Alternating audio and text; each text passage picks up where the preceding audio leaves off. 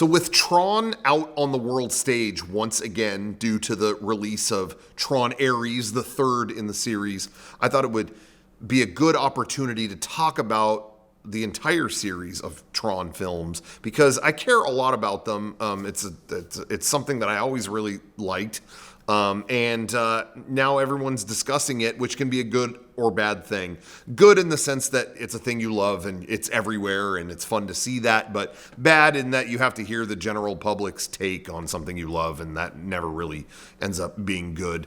And you just wish it was your thing again. But that's okay because I have so many thoughts. I couldn't just tweet them. I had to make a video talking about them. And in revisiting the first two movies before the third in theaters, it opened up all kinds of things in my brain, especially about Tron Legacy. I had an unexpected reaction to that I'll talk about. But I want to say shout out to Disney for re-releasing the first two movies before the third came out. They did a great job doing a triple feature of all three movies only at one theater in Los Angeles. And then they did kind of a double feature, which was heavily promoted, of Tron Legacy and Tron Ares back to back, which only happened in about 15 cities, despite the ads running nationwide. You almost couldn't get to one no matter where you were.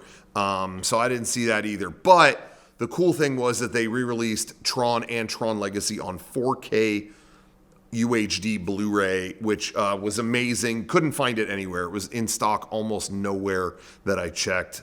Amazon, I got an order in luckily, but it told me it might show up at Halloween, which was weeks after the new movie was out in theaters. So that wasn't really going to work for me. I ended up supporting a family business that was actually able to get me these before the new movie. The shout out to the Movie Room. I got Tron and Tron Legacy on disc. They looked fantastic. The first movie, I think, because of how big the film stock was and how they made that movie, I'm not getting overly technical here, but they used big negative shots of the movie and then shined color through them. And because of the nature of film, they were able to make an 8K version of it. And this is just the 4K downsample of that. And then Tron Legacy, I think, was only shot in 1080p, but then that got, upscaled to 2K in the final version of it that they made. And because you get the HDR from the Blu-ray, it just all looks great and has IMAX scenes that look really good. Both movies look really good. All the Tron movies look really good. We don't need to get into that. What really surprised me was how I felt about Tron Legacy after all this time, because I loved that movie when it came out. In 2010, I was obsessed with it. And I don't know, for some reason, it felt like a breath of fresh air compared to other things that were happening at that time. And I don't mean that like the story was mind-blowing or that, the script went to these incredible new avenues. It wasn't anything like that. It was just a place I wanted to be and felt comfortable in. Like, it was a movie that I could just see in theaters 20 times and just vibe out. And I just loved that. There wasn't anything else like that at the time, and that I could feel that with. And so I was excited to see how I felt now, 15 years later, if it was going to have that same effect to me, if that was just me being young and having a smaller brain, that maybe that it affected me more back then. But I was actually astonished at what I felt now. And the primary reason for making this video is I do want to give my thoughts on Tron Ares, the third one. But I really have to stop at Legacy because I really was astonished this time. I felt really kind of the same amazement that I did back then, but for slightly different reasons. Really, mainly now, it's just I'm more astonished now than ever that got made and that it exists in the form that it does. Like, the fact that it could exist on vibes alone like that, I feel like they wouldn't let that happen now. It really felt like something they would never, ever make now. And I'm always a fan of that kind of thing. The thing that you look at and you go, damn, there's no way this could get made now. It's a miracle it got made then. And it's weird that it even exists. all of those parameters define kind of my favorite things. When they closed the Universe of Energy ride at Epcot, that was a ride that was put in 1982, and you watched a weird movie about, it was a gigantic theater where you'd watch this weird movie about using forms of energy, oil and nuclear, and it was kind of overly serious, and then the theater would move and it would show you dinosaurs back when they existed, big animatronics, and then you'd watch another movie. It was very weird. In the 90s, they added Ellen to make it like funnier, but when they closed it in 2017, it was pretty understandable. That was a very weird attraction. I was not bummed because I felt like, oh, the attraction is too fun. They can't get rid of something this fun and exciting. It wasn't any of those things. But the fact that it was something that would never be built at this scale. I mean, it was gigantic for that. That's what made it something I wish could stay forever. You know, something that gigantic on the weirdest idea in this corner of Florida. Why no one would ever do this now? And I cherish those things. Tron Legacy gave me those same vibes. You know, I remember people saying when it came out how the story wasn't that great and the dialogue was just okay. And I don't disagree with any of those things. But I remember at the time kind of feeling like, you know, I can't believe we got a follow-up to the 1982 movie where the guy gets sucked into the computer. And the fact that it's that, but also it's kind of the emotional epilogue to that is even more incredible.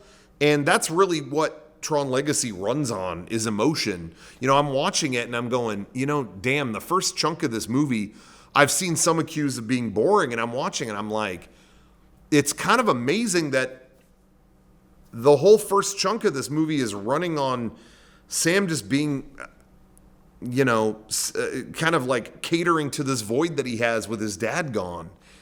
And not much else is happening other than that. It's how he kind of, you know, punks the company that he's supposed to be taking care of, and he's living in solitude. He's talking to Bruce Boxleitner, and, you know, that's kind of a sad conversation. He's looking through his dad's old stuff. It kind of just lets you linger in the emotion. And, you know, I'm not going to give all my thoughts on Tron Ares just yet, but it definitely moved a lot faster, and there were a lot of points where I felt like, whoa, I think this movie maybe needs to take a minute and let us sit with the emotion of this moment, or let us sit with these characters, and it's not doing that. And then I thought to Tron Legacy, and I thought that whole movie is taking a minute. I mean, even when you're getting towards the last act, what are they doing in Legacy? They're sitting on a solar sailor, and he's describing how good the sun feels to Cora. You know, it really is not an action-packed movie at all. And I really kind of appreciated it more, just the fact that it felt no need to gas us up into thinking this movie was something it wasn't, you know? And I'll go into a whole other rant about this, maybe not today, but I also thought that the dialogue in the movie was perfect as a follow-up to the original Tron, because the original Tron, I'm going to say right now, it's a classic, but for different reasons than it just being, wow, what a great film, and accessible to everyone, and just, wow, it nailed it in every category. It doesn't nail it in every category. In a lot of ways, it's very dull, and I don't really hold it against anybody when they tell me, like, yo, I couldn't make it through that. It's not that kind of movie. I feel like the original Tron is awesome for different reasons. The world it makes is so incredibly well designed, and it broke new ground at the time, of course, but the aesthetic is so good. The music, Wendy Carlos, is good. I mean, the music in all three Tron films is pretty amazing, but the fact that you can go into this world and just exist there for a while, and you know, it really felt like you stumbled into the future before you were supposed to see it.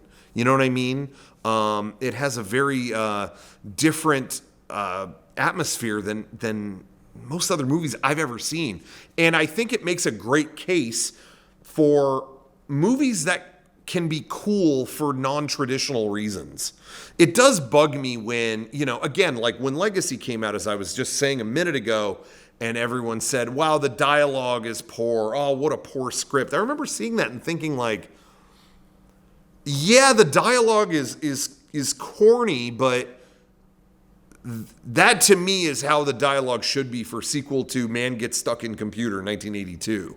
You know what I mean? And then you take dialogue like that and you put it through this kind of emotional lens that Legacy has, where it's still a corny premise, but this guy that was in the first one that we haven't thought about in 30 years, he's still stuck in that computer. Maybe it's a different computer than the first movie, but he's still stuck there. You haven't thought about him in 28 to 30 years, but he's still there, and he's missed his son's life. And he's even still trying to come to terms with who he is. And you have Clue representing the part of him that just wants to move faster and build more stuff and kind of outrun life. With the real Kevin Flynn having to, make the tough decisions and make the sacrifices that he never thought he'd have to. He had to mature and find a lot of things out about not just fatherhood, but I guess in his sense, it's kind of like learning what it means to be a god, and learn a lot about life itself. I don't know. It has all those kind of heavy things, but it's still all squeezed through the Tron tube. I don't mind that the dialogue is hokey. The bigger themes have invaded the Tron universe, and there's emotion mixed in there. I think that's great. If it had Aaron Sorkin dialogue, I wouldn't think that would be true to the Tron universe, whatever that may be. And I feel the same way. I'll say the same thing about the Star Wars prequels. I think the dialogue should sound corny. It should be melodrama, because Star Wars is melodrama. And if you write it a different way, it doesn't ring true. And I think you had moments of that where it started to, in the newer movies. But, I'm sure they'll release a few more Star Wars movies down the road that'll make us reflect on the sequels as they were these great things. It happens every couple decades. But anyway, I'll stand by the Star Wars prequels should have melodramatic dialogue. That's the building blocks, or these are the building blocks of this universe, is the way it sounds and feels. And I don't know if I'm making any sense with that. But anyway, Tron Legacy, I didn't mind the way it sounded. I thought they followed up that first movie the best way that they could. But yeah, I was really impressed watching it this time, seeing how much it defied kind of what is expected of a big sequel like that, especially compared to now. I mean, it's funny because, again, to talk about how people responded to it when it was first released, I remember people saying, "Oh, it's boring. These guys got to look at what Marvel's doing." Marvel's killing. At the time, that was kind of when the MCU thing was starting to really pop off. In 2010, and people were like, Disney can do that, but they couldn't do it here with Tron Legacy. It doesn't have that energy like the MCU stuff does. And it's really funny because now I feel like we're trying to get away from that. It feels like, oversaturated with that. Let's get away from it. And it just makes Tron Legacy stand out more when, now that we've had that formula, just hard-coded for a decade and a half. Now you watch Legacy and it's like, man, you didn't follow any of those rules at all. You know what I mean? Like, by this act, there should be this fight. You should see this guy come back. I mean, there is like one big cameo, or, whatever you want to call it. I don't even know if you'd say it was a cameo. A character returns in Tron Legacy, and that is the original Tron himself. Turns out he is somewhere lost in the programming of the character Rinsler, Rinsler is a corrupted version of Tron. Hope I'm not spoiling it for you. I don't know why you're watching this if you haven't seen it, but you get this development all of a sudden in the middle of this action piece, kind of towards the end. This guy comes alive. Oh my God, I fight for the users. What am I doing? I fight for the users. And goes against Clue, but gets beat. And for a split second, you see this guy fall, essentially, I guess, die, fall into the ocean. What do they call it? The sea of, there's a name for the digital sea, the sea of, I keep wanting to say Sea of Tranquility, but that's on the moon. That's not in Tron. But anyway, he descends like he's dead, and just at the last second, you see his coloration go from red to blue, like he came back just before he passed. And it's kind of the opposite of anything they would do in Marvel now. They would have this whole badass scene. You know what I mean? They would milk the cameo, or they'd save it for the end, or it's just it goes against everything they would do now. You get the return of the character in which the series is named after just kind of has one fleeting moment before he's kind of pathetically killed. And I just feel like they would never let that even happen now. And that's just kind of one example in a sea of many.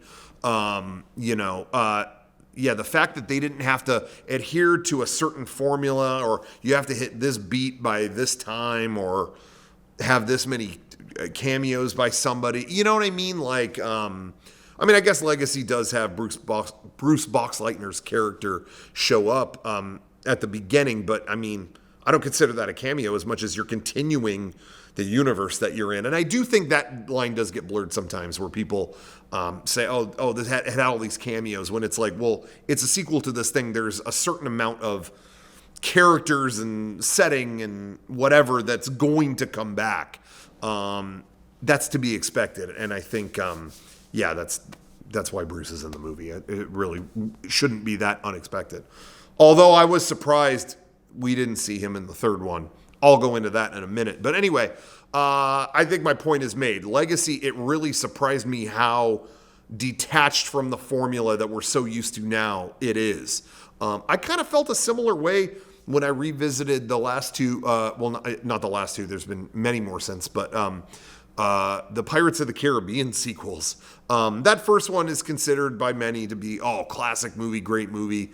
And then 2 and 3, less so. I remember enjoying 2 when it came to theaters, and then 3, I was kind of over it. But you do watch them now, and again, it's like, damn, they really were swinging for something here. It doesn't really adhere, like I said, to the formula that I feel like a lot of these blockbuster movies have to now. And I don't know what the reason is for that, whether it's, we found our formula with Marvel and we're sticking to it, or it will appeal more to overseas markets. I don't know what it is, but they definitely have more of a formula now, and it's so interesting to see these mega budget movies, Pirates 2 and 3, not adhere to it at all. And Tron Legacy kind of follows in that same footstep. It's just kind of like makes its own mark and isn't worried about being any other kind of movie but the follow-up to the first Tron. It really is the emotional kind of denouement to the whole thing. And I was really impressed by it this last time. And it goes without saying, too. The aesthetics in all the movies are great. And you don't even need me to say, the Daft Punk score, of course. Iconic. I love the Wendy Carlos music in the first one, but Daft Punk, come on, that's next level. Now to kind of segue into the third movie, Tron Ares, and my thoughts with that. I'll just start with the soundtrack. I was kind of surprised how many people have kind of prefaced their review of it or got into the music aspect of it with, the Nine Inch Nails music, awesome, but nothing touches Daft Punk. Nothing's going to touch that Daft Punk score. I'm kind of surprised by that, because I actually thought, again, thinking back to the initial reaction to Tron Legacy when it came out, I remember that Daft Punk soundtrack to the movie coming out before the movie, And maybe other people don't remember this. I remember a lot of the reaction being, what happened here? I thought this was going to be Daft Punk. Has the computer fried these robots' brains? I think a Rolling Stone review of the album literally said something like that. I remember people expecting it to be more synth and more digital and, you know what I'm saying, more in that realm, and it wasn't. A lot of it is symphonic. It's really kind of a blending of the two. So I'm surprised people kind of downplaying the Nine Inch Nails score, because to me, this score sounds like what I kind of expected Daft Punk's score to be in the second one. Now, that said, I think all three movies, I will say this is my biggest compliment maybe to all of them, that I can apply to all of them, is I think they all have the score they deserve. I think that's one thing they've chose perfectly for all three of them. The first one having this very wondrous synthy score. Again, Wendy Carlos, the GOAT. You're having all these discoveries in an all new world. You're seeing the future for the first time, and it's got this score that evokes wonder, but it is very digital as well. It strikes that mix perfectly. It feels like a religious experience, but it's still in a computer in 1982. Tron Legacy, and don't let me downplay it, is one of the all-time great film scores. But now, having seen all three, I really see why it fits so well for that movie. The symphonic aspect of it, I know at the time it was like, wow, what, it's really symphonic. That's kind of surprising compared to what we've heard before. But it works in that world because it really feels like humanity is emerging in the computer. You know what I mean? With what you hear about the ISOs, like an entire race of people, an entire form of life starting to grow, and Kevin Flynn having this revelation about them. It's an orchestral score that feels like, humanity is growing in the computer chips. It's not just motherboards in here. It's heart, it's soul. So having that emerge in the score and get bigger as the movie goes on, it makes sense for that movie. I like the Nine Inch Nails soundtrack, though. I will say maybe just about as much, and for a different reason, because to me, the Nine Inch Nails score in Tron Ares, that is, I think the appropriate thing is that it's like this aggro synth, like punch you in the ear type score, because to me, this movie is the computer is breaking out. The computer is kicking the door down into our world. So that music score, to me, fits that perfectly. You're getting beat up by the computer. You don't go into the computer to fight your war. It's coming to you, dick, and it's going to, hit you hard. And so anyway, so I thought the music for that was perfect. The music for all three was perfect. They all strike very different types of emotion. I love the Nine Inch Nails score. And I mean, that's not a huge surprise. Nine Inch Nails doing the music for a movie. Oh, wow, it's good, really? So I really enjoyed that aspect. It cannot be ignored. As soon as the movie starts, the Tron Ares is, we're talking about now in case you're having trouble keeping up. The opening of it, immediately I've got goosebumps.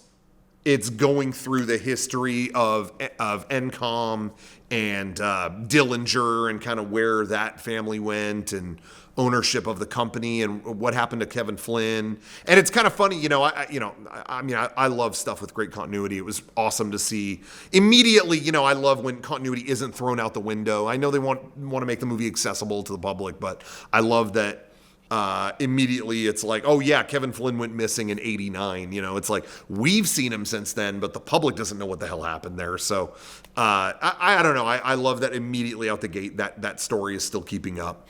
But and yeah, with the Nine Inch Nails music, I felt very good. It was okay. We're off to a great start. But I will say the first chunk of Tron Ares, especially after watching the first Tron and Legacy, I was really feeling like, oh man, oh no, oh no. It, as I mentioned before, did not take a minute. It really, it felt like how I felt in the first chunk of Rise of Skywalker, where it was kind of like, let's introduce a villain and get you to as many planets as possible.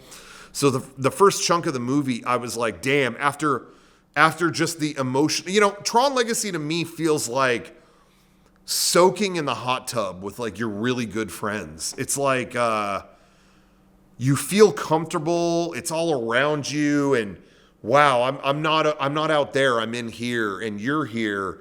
And I'm just going to take the moment with you and just all this feeling, it's soaking into me and it feels good. You know what I mean? Like that's how Legacy felt.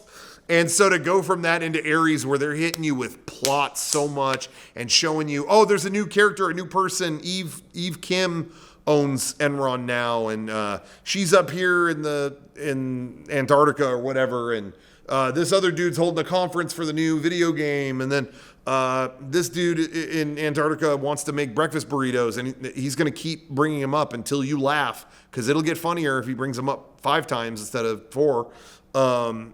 I really, for the first chunk of the movie, was like, oh man, damn. It's feeling like a lot of the other Disney movies that I've seen in the last decade or however long, they've had real problems lately, for sure, where I feel like a lot of the movies are just kind of lists of things happening. I am not extremist on either end. There's people who watch, oh, I saw the last Star Wars movie and it was the worst thing I've ever seen in my entire life. I'm not like at that level. I'm also not like Captain Defender. Like it's the best thing ever. I really think the problem is that all of Disney's output, I feel like lately has been like good enough. Fantastic Four, it's good enough. I don't know. I just feel like they've been caught in limbo for years. And I was getting that vibe. Honestly, I was getting the same vibe that I had from the Haunted Mansion movie. Do you remember there was a new Haunted Mansion movie just a couple of years ago? And again, it wasn't like an affront to God, but it just felt like a list of things happening. When it was over, I kind of just shrugged. I feel, I'm a huge Star Wars fan, and it's the same with like the last few shows that they've done. Like, oh wow, okay, the show's over, and I just like, yep, and I go back to work. It's okay. It's none of it's, I don't know, none of it's worth reacting to kind of either way to me. So I was getting that vibe from the first chunk of the movie, and just was really bummed out about it. It was not taking a minute to let me just sit with the characters or soak in that emotion. It really was like, get you through as many of these things as possible. I really didn't like the Dillinger guy. It's such a bummer that in the second one we were teased with like Cillian Murphy Dillinger. That was really cool. There was part of me that was like, I know he's an Oscar winner now, but like maybe he'll be cool and just show up in this one and we don't know about it. But no, it was Quicksilver from the X-Men movies or whatever. And I thought he just kind of was screaming a lot. I don't know. It was him yelling a lot. The comic relief character talking about burritos and them just zipping from thing to thing so much. I was just like, damn, I'm exiting. I'm just. The music is keeping me here, but I was really disengaging. But I will say I was losing it. I am by no means a Jared Leto fan. And in fact, I'm going to say, I will say right here, the most negative thing I'll probably say about the movie, I would have probably recast it completely. from top to bottom. I feel like everybody could have been recast. If the Dillinger guy, I mean, no offense to him, because he's been fine in other stuff, but if that had been a really commanding presence or a real dickhead actor that we really liked, it would have gone a long way. And I feel the same way, of course, with Jared Leto. First of all, just up front, I know a ton of people who weren't seeing it just because it was him. Like, that was a deterrent. Yeah, I saw Suicide Squad. It sucked. Yeah, Morbius. I'm not seeing this. So that just checked people at the gate. I mean, let's not even get into the other things we've heard. That's a non-starter for a lot of people. And then, I don't know. I watched the movie. I thought he was fine. Just in the same way, yeah, he was in Blade Runner 2049. I thought he was fine in that too.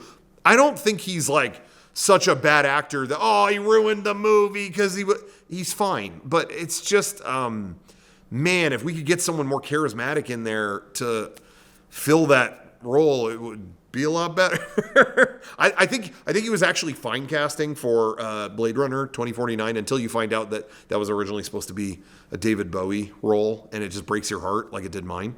But anyway, for Tron Ares though, he was fine, as a robotic kind of character. He's designed to be a security program and just obey orders, and he's very robotic. I think he did fine. He did fine.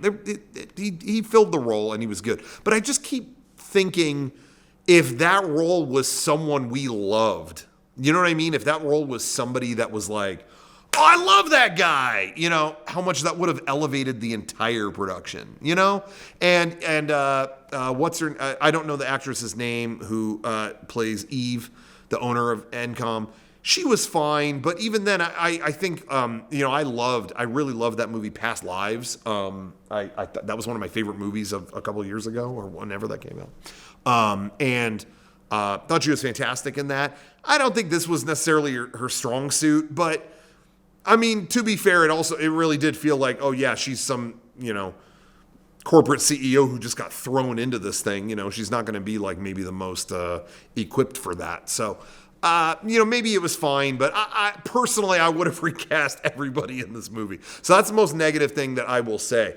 But that being said, when the movie started getting really going and where the story was going to go, and you started to get Aries disobeying orders, and thinking for himself, and then this is where my brain started to shift, and I was like, yeah, okay.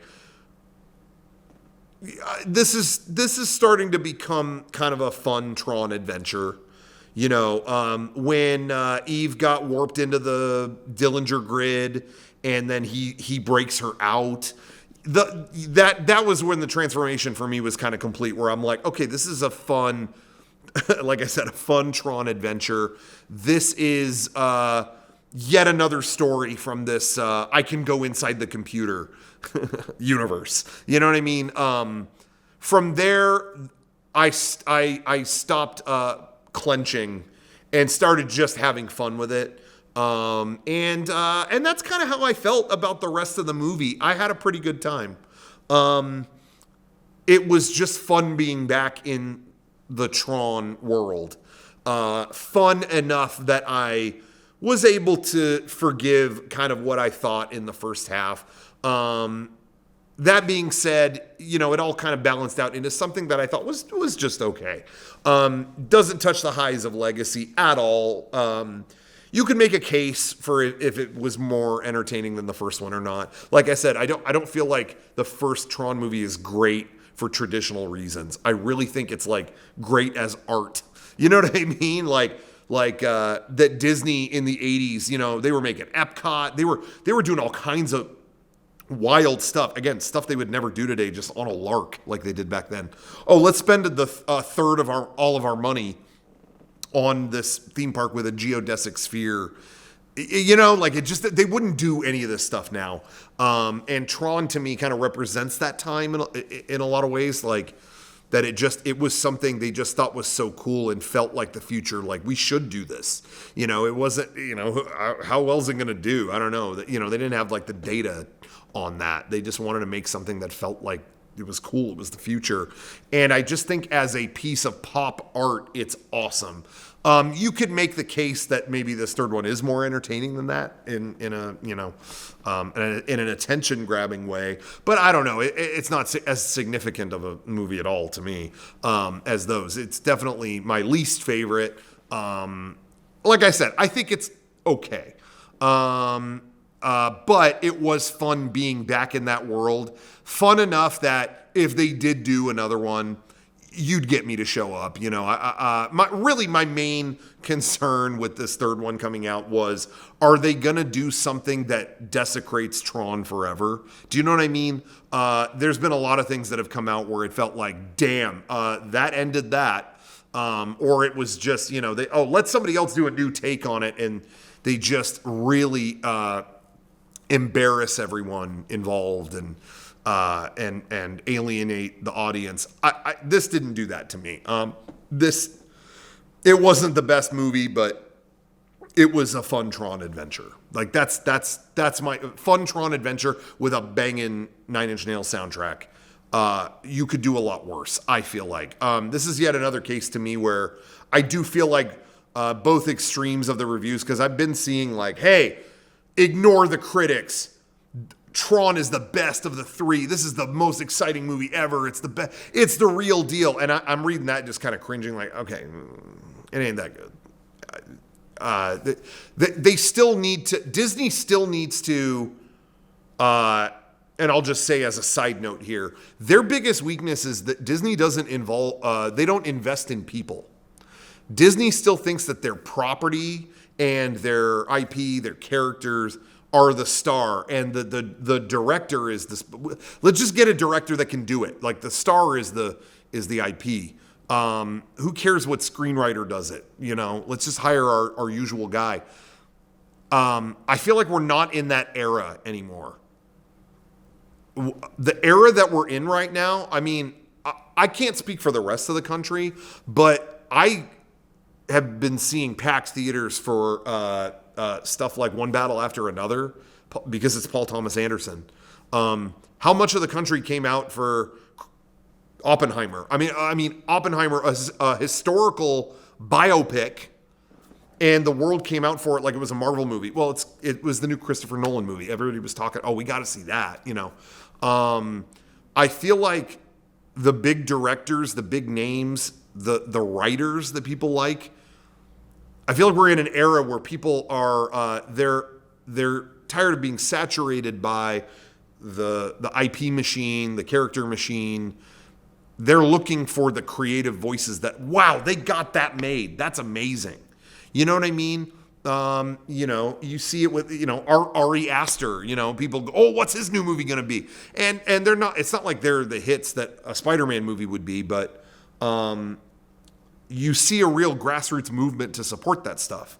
Can you imagine if Disney gave Tron to like one of the big directors? You know what I mean? Like, not that Christopher Nolan would ever even do it, but imagine like, yo, do a new Tron, Again, I don't think he'd be interested, but how much more talk there would be if like someone really, really valuable to people, that people appreciate was behind these things. I think Disney needs to start investing in people more. I know a lot of people aren't going to care about this and probably groaned when they announced it, but there was a minute there where we almost had a new Star Wars movie written by Damon Lindelof. I'm a huge Damon Lindelof fan. I love him. I know not everybody does.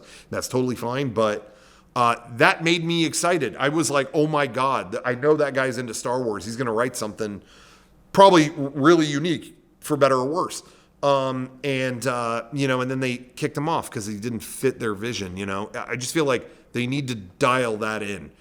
Focus on the people, man. Like, that's where we're at right now.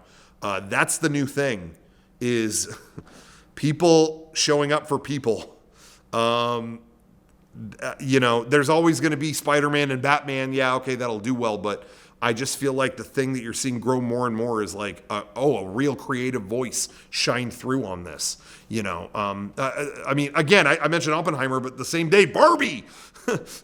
Yeah, that was a big IP, admittedly, but I don't think people just saw it because I like Barbie. I think they could tell there was a voice to that. You know what I mean? There was a voice behind that. Anyway, whatever. I can go on about that. My point that I was originally getting to is, as per usual, I think both sides of the argument are getting a little, the people saying this is the greatest movie ever, you better support this or whatever. I'm kind of cringing at that. But I've also seen like, this is so embarrassing. This is the worst thing I've ever seen. It's so bad. And I also feel like that's like, it ain't that serious. It's like, as a follow-up to 1982, I'm Stuck in Computer movie, I think this is a fun movie. But it's just okay compared to the highs of Legacy. And I will say on that note, to me, and this is a weird little detail maybe to bring up, and I'm curious if anybody out there feels the same way. To me, the peak of the whole series, Tron 1, 2, 3, and it's been a long time since I've seen the animated series Uprising, but I remember that being pretty cool. The peak of all of it to me is the flashback in Legacy where they talk about what went wrong on the grid when Kevin Flynn first went down to create a new frontier, a digital frontier, and how he's developing it and how he discovered, again, the appearance of ISOs, of these life forms that started to, generate on their own, and how using that he could see the building blocks of life itself and discover things about how things are made and, disease and cure illnesses maybe, and I loved that all of that, that all gets put into this wonderful flashback where then it's also how he loses it, how it all takes him over, and then the side of him that he's built just to be an efficiency machine, Clue, just can't deal with it and needs to just be rid of it. That whole sequence and the music that it's set to, the symphonic piece, that part I think is generally just symphonic. I don't think there's much electronics in that piece, but the piece that Daft Punk plays there over that flashback, and you see Tron, the final days of the original Tron program as he is consumed and turned into Rinsler. I have other digital things invading my brain right now, much like he did in the flashback. But anyway, that whole flashback sequence to me is the peak of all of it. It's the what could have been, where it all went wrong. I just remember feeling like that felt like a Dreamcast flashback cutscene that I was never shown decades ago. You know what I mean? It felt like a emotional cutscene that we were denied. It felt like, I don't know. Again, it was like this story that happened a long time ago inside a computer in the basement of an arcade while we were moving on with our lives. That to me was the peak of all of it. And it dealt with life and both physical and digital. And I don't know. To me, all of what this series is about all kind of collides in one place right there. And I just don't see anything in any future Tron movie touching something like that. I just don't. Nothing did in 3, unfortunately. But I still thought it was a fun movie. But that's about all I can say. A fun Tron adventure. And with a great soundtrack. But they all have great soundtracks. To me, it peaks at Legacy, and that's where I stand with it as of right now. I do want to say, though, I did appreciate, I wasn't, I knew after Legacy the whole the whole path of the series was heading towards the digital beings coming into our world. That's kind of the note the last one ended on. I was hoping for a little more connective tissue with, it's because of specifically the character Cora she's the one that got out of the grid. You know, it was kind of weird to me how it's brought up as like, it's a possibility that this could happen in Legacy where, I think Kevin Flynn at one point is like, I have this disc, and anybody who goes to the portal with the disc, it can bring up, if you went into the computer, this disc will get you out. But I think that Clue, the evil version of himself, the program, I think he thinks that he can get out too. And he hates imperfections. What's more imperfect than our world? He kind of like suggests it as a possibility. Like, I don't know, maybe a digital guy could go out there. If we can be digital in here and then leave, why couldn't a digital guy pop out too? It's kind of brought up as like, ooh, yikes. And then you see what happens at the end. The whole digital frontier is destroyed, but Cora does make it out. And she, a digital being, is here on her own. So I knew it had to go in that direction. I'm glad it did. I'm glad they didn't just ignore that. But at the same time, I was hoping for more connective tissue with that moment. I thought it was going to be, all these things are coming into our world because we found this person, Cora, and we discovered she used to be digital and now she's real. I know they were playing with that kind of technology in all of the movies, so it's not that far of a leap to show, hey, they kind of are perfecting it, other than things can't last beyond like half an hour. Like they need a permanence code. I was kind of hoping that the permanence code, they would be a little more clear that it came from Cora or something like that. Because again, it seemed like they were working on that stuff heavily in the first movie, and who knows where they got with it. Apparently, Kevin Flynn had the code to make things permanent in the 80s, and they go back and get it in this third movie. It was a little hard to make that leap for me.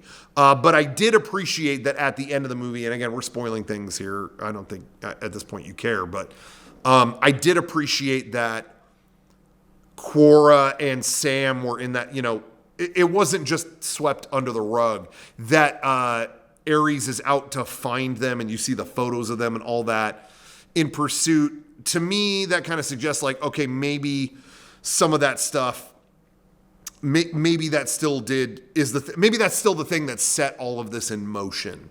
When Aries visits Kevin Flynn in the old grid, which, by the way, I also did appreciate that. I was really kind of bumming when I saw the previews and Kevin Flynn was in it. Like, he's all ghostly in the old grid.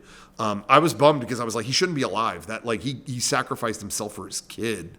In the last one, it just felt cheap to me for him to just be alive again.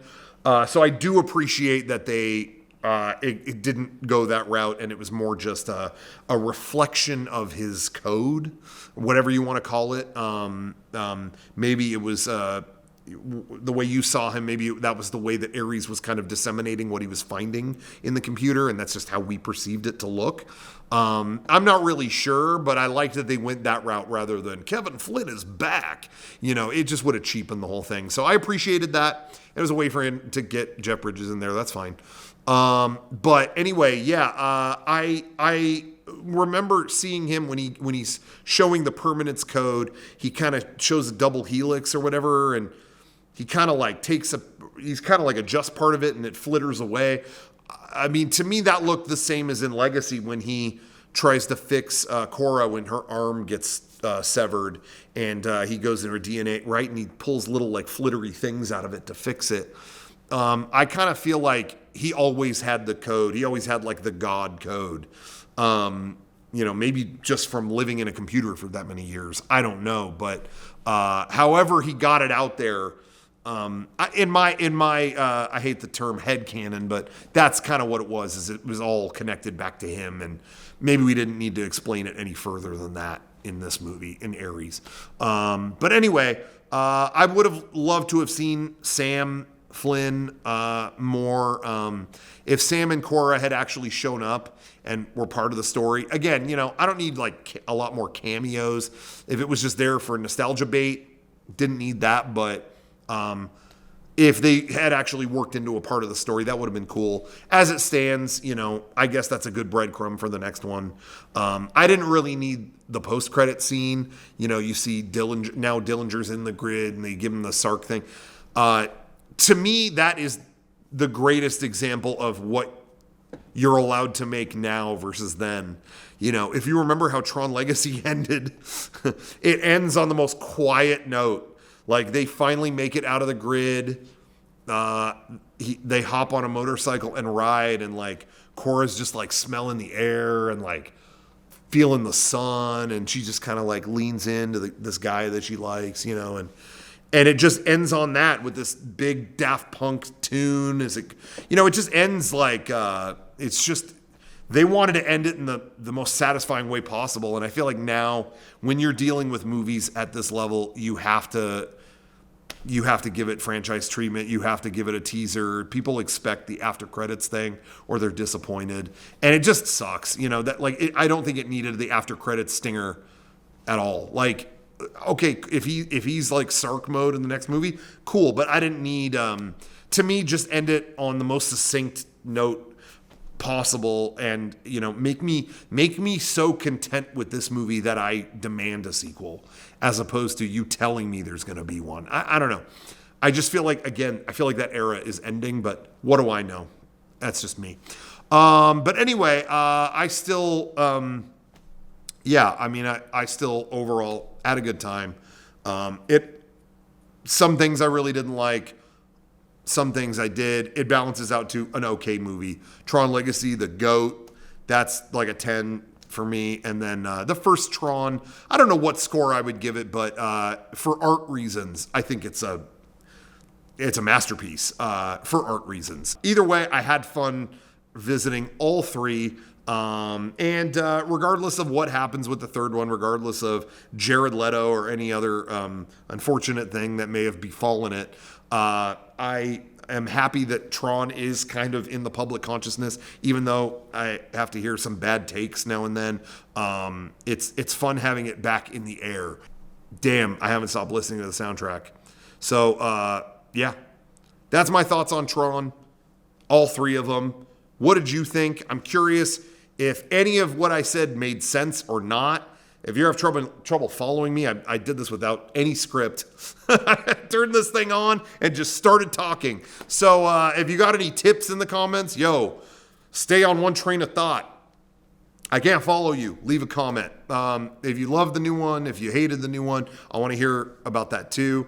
Am I glazing Tron Legacy too much? You know what I mean? I don't know. Maybe I have a personal bias. I just remember when that movie came out, I think maybe the most I've ever seen a movie in theaters. And it wasn't because, oh my God, I've seen the greatest film of all time.